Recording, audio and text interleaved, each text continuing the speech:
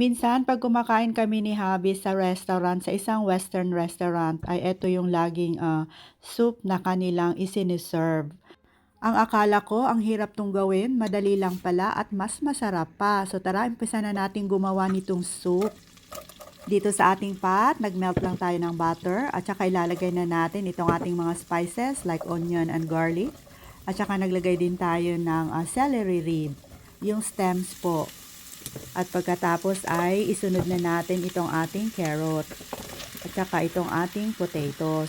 Silutuin lang natin ng mga about 5 minutes at saka ilalagay na natin itong ating chicken broth. Pwede din naman vegetable broth or kung wala sa dalawa ay pwede namang water. So maglagay lang tayo ng Knorr chicken cube. Ayan po, paghaluin lang natin at saka takpan at hayaang maluto ng mga about 10 to 15 minutes.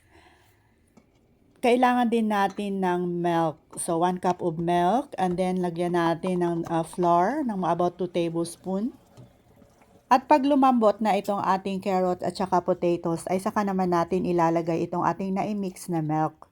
Ayan po, so paghalo-haluin lang po natin, stir lang po for about 3 minutes.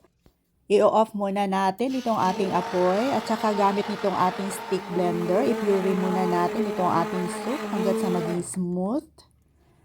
Season with salt and white pepper to taste, ayon sa inyong panlasa.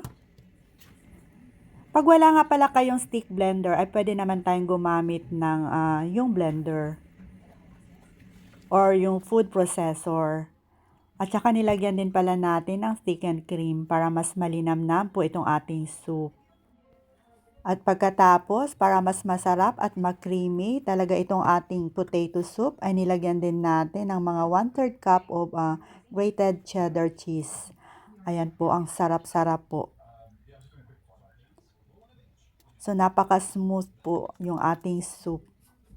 At pag okay na, pwede na nating iserve habang mainit pa.